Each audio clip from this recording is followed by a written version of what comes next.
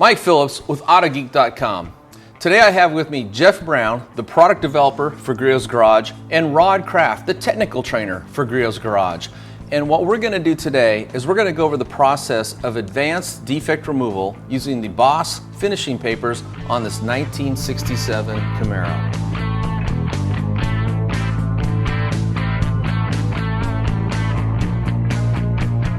What we're going to show you today is how to wet sand, cut and buff this 1967 Camaro to create that true show car finish. So Jeff, could you tell everybody a little bit about the history of Griot's Garage and then drill down and share what the Boss system is? Sure, Mike. Griot's Garage was started in 1989 by Richard Griot. He really wanted to develop products that allowed everyone to have fun in their garage. It's as simple as that. Throughout that time, we've really focused on paint and helping people achieve paint perfection, or as close as you can get. And as of recent, we've developed the Boss Best of Show system, which encompasses everything from the orbital tools to the buffing pads to our Boss creams for removal of the defects and paint refinement. And as we continue down the path, we look at ways to grow that Boss Best of Show system, create new ways, new solutions to help you achieve more, including Boss finishing papers. We're going to turn over to Rod and let you take a closer look. Hey Mike, what's unique about the Boss finishing papers is that we've developed them for everything from the professional to the enthusiast. That's the person that might want to take their car from an average finish to a show car quality finish. And the grits range everything from 800 to 3,000. What's unique about some of the features is that there's precision silicon carbide abrasives in there. The other nice benefit is it's a waterproof latex backing integrated into the paper. So the nice thing about that is you have long soaking periods. You can almost leave your paper in water indefinitely. Jeff's got a sheet that's been soaking in, I think you put that in warm water earlier, correct? Yeah, at least an hour ago. So one of the unique features about that waterproof latex backing that's integrated into each particular grade of paper is that you can leave that in there soaking for indefinite periods of time. So it's always ready to go. You don't have to pre-soak it and pull it out and risk damage to the finish. And I know this is important because with a lot of general automotive grade wet dry papers, if you were to put them into a bucket of water, in about a half hour or so, they're going to start falling apart, and then you're going to throw them away. So that's one of the benefits to this latex impregnated backing is indefinite soak time.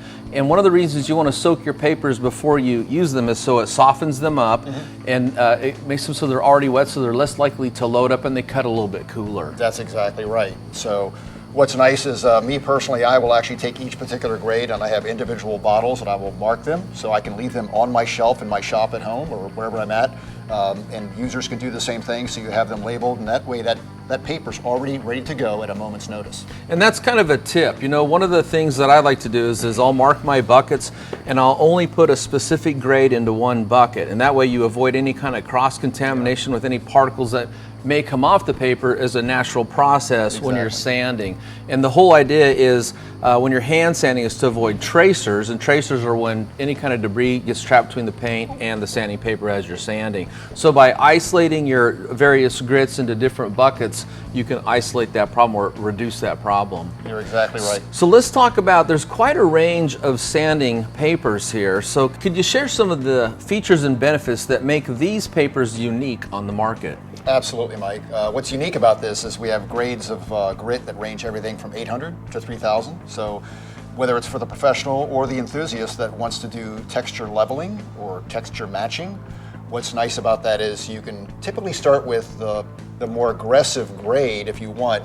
And for those of you that are watching, typically most people aren't aware that the lower the grade, the more aggressive the grit in a sense, and so the higher the number, the less aggressive. So in reality, we typically like to start with, and it does depend on what we're doing though, we want to start with the least aggressive grade and kind of work from there. But let's say we've got a lot of orange peel and our goal is to level that out completely. We want to start with a more aggressive. So what's nice about the 800 per se is 800 might actually sand more like 1,000 grit.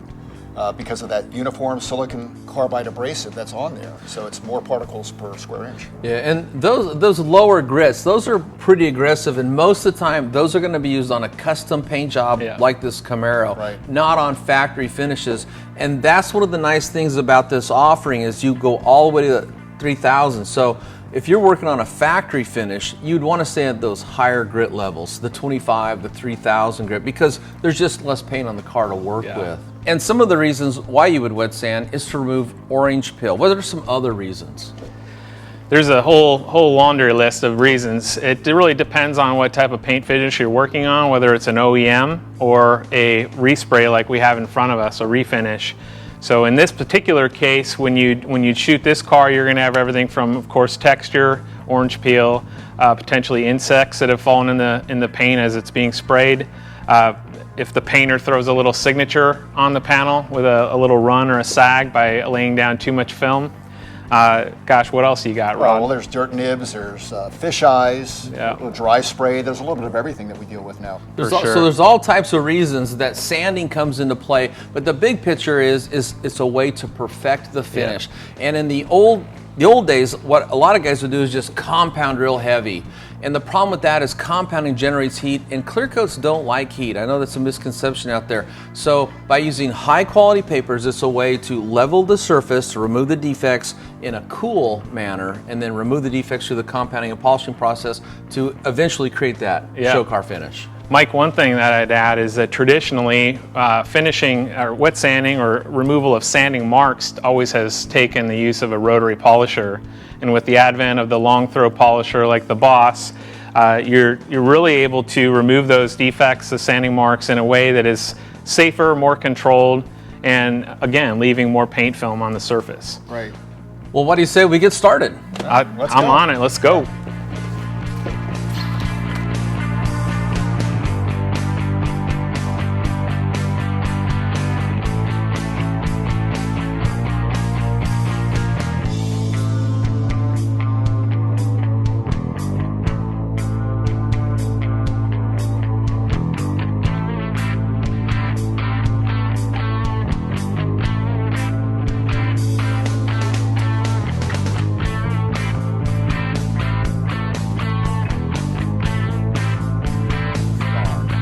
Before we go any further though, Jeff, Rod, let's share some tips on how to use the Boss finishing papers.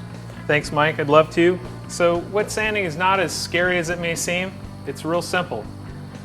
Pre-soak your paper in a clean container of water. Typically 15-20 minutes is all it takes. And then we're going to go to a bottle. Some people prefer a spray bottle. Personally, I like to use a flip top where I can continually flush the surface. You're going to simply add a drop of car wash into that plain water solution. Jeff, let me just interject here. One of the reasons you want to add a little bit of soap to your freshwater supply is it lubricates the surface as you're sanding, and it also helps to prevent the face of the paper from loading up with the paint that you're sanding off. You bet. Another thing it will do too is without that additional lubricity, the paper will tend to dig into the surface, and that would lead to more difficult scratches. So it just glides easily across the surface and leaving a sanding mark that's very simple to remove. And you only want to use a few drops. You don't want to overdo it with the soap. Yeah, it's kind of like tires and hydroplaning. You put too much in and the paper is so slippery that it won't do what it's meant to do. So Jeff, as you know, and everybody watching, we want to make sure that before we start sanding, we really want to make sure we tape off any of these lines, what we call leading edges and body lines, mainly because they're kind of vulnerable to a couple things. One thing is sanding through, as well as buffing through. So by taping these off, it kind of protects those leading edges, because when this car was sprayed, paint has gravity as it flows out, and so these higher points tend to be a little bit thinner. So we want to make sure we protect those. Yeah, another reason to tape them off besides protecting them is because when you're sanding, you're going to create a slurry. In the case of a clear coat, the slurry is milky looking, and it can kind of camouflage those raised body lines like we have right here. So by putting a piece of protective tape on there, you create a visual indicator so you know where not to sand. Sure. And Mike, I was just going to suggest that, one thing we always talk about is be careful where you sand, because you have to buff. Yeah, don't sand where you cannot buff. One thing that brought up a good point, Mike, the slurry, especially if the paint finish, if it's a refinish and it's got anywhere from a few weeks to a year, once you break that clear open, it could potentially, the solvents in that slurry, the white residue, that runs down the panel could actually bite into the surface. So you always want to make sure you clean as you go. Always wipe down the panel, wipe down your jams before that has an opportunity to bite in. It's a good tip, Jeff. Thanks. Okay, enough talking. Let's get sanding. What's the first thing, Rod? Well, Mike, one of the first things we want to do is we have a couple of options as far as how we use the backing pad and working with our sandpaper.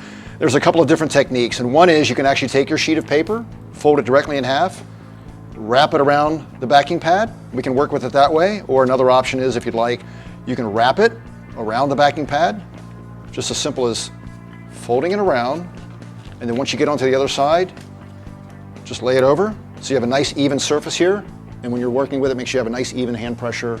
So once you've decided if you want to wrap or fold, what's the next thing, Jeff? Well, we've already prepared our water with a drop of car wash. We're going to just kind of take a look at the vehicle. This particular panel here, I'm going to get comfortable, and we're going to work this panel with short passes, overlapping, and we're always going to try to work the panel horizontally. We're not going to apply pressure and dig in. We're just going to let the sandpaper do the work.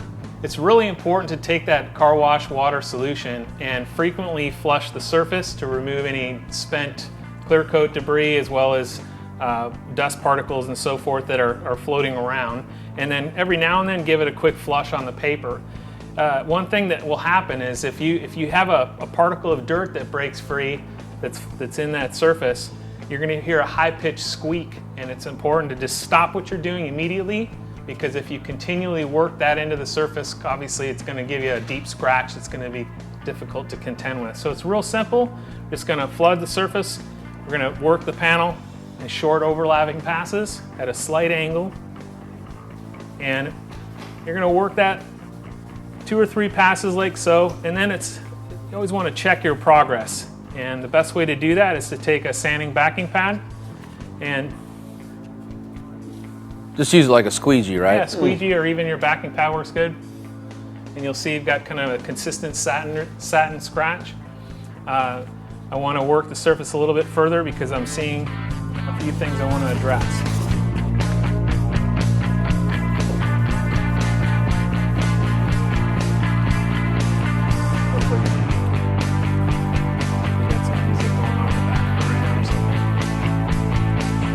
So basically, Jeff, what you want to do is sand a little, then stop, clean off the surface, inspect, and then make the judgment as to whether you need to continue sanding or if that section's done. And if it is done, then just repeat this process and move on to a new section. That's all there is to it, Mike.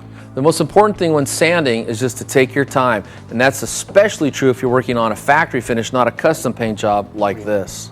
Hey, Rod, can I get a towel real Sure. quick? There you go. Again, want to just knock out any residue on adjacent areas.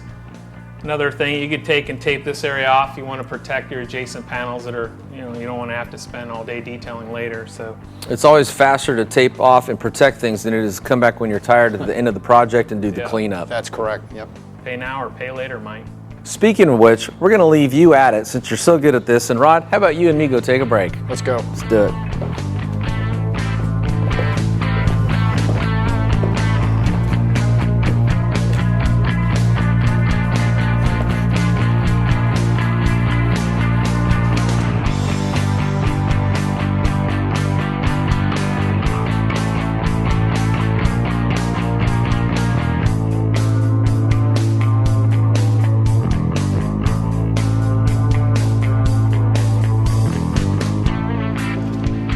Okay, so just to kind of give you a quick rundown on where we're at, we've taped off the high lines. Mike's going to talk a little bit about that later. But when we take a look at this car, it's been painted roughly 20 plus years ago. And so without a doubt, it's had hundreds of different coats of polishes, waxes, who knows, maybe thousands. So what's super important is that we start from a very, very clean foundation. With this car being that it's not fresh paint, we've already done decontamination, removed all the above surface contaminants. Now we're going to kind of assess the surface. And the owner is really happy with the overall gloss, but as paint sits over time exposed to sun and so forth, it can oxidize or really in this case die back, for lack of a better term, and it just tends to detract from the gloss. So before we really get into assessing the surface, I want to strip all the polishes, waxes, and silicones off the surface, regardless of whose finishing papers, sandpapers that you're going to use on a surface. You want to strip all those off because they can actually tend to load the paper and diminish their durability. So we'll use paint prep, Griot's Garage paint prep. Going to do a light mist on a microfiber. We're just going to hit this surface with paint prep. Going to remove all the polymers, silicones, and waxes that have built up over the years.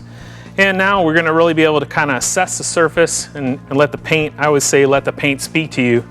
It'll tell you what it needs. In this situation, I've got a lot of towel marks just from wiping over the years, some fine scratches. Really overall, it's looking pretty good. As paint cures over time, or as it ages, in this situation, we're talking again 20 plus years, it will become what we call seedy, which is really from the paint dying back or shrinking. And we've got great gloss on the car, but in this particular application, we want to take as little away from the surface as possible. So we're going to go after this thing with 2500 grit Boss finishing paper, knock all that texture, the light texture, and mostly the dieback that's here, and then follow up with Boss Best of Show system.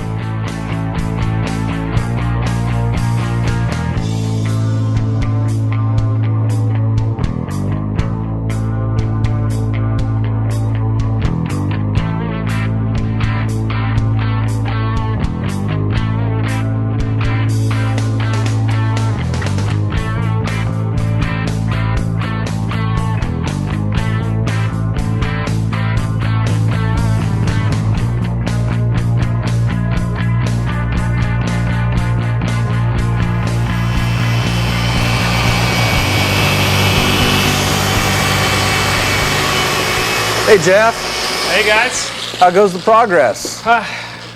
we're making it happen.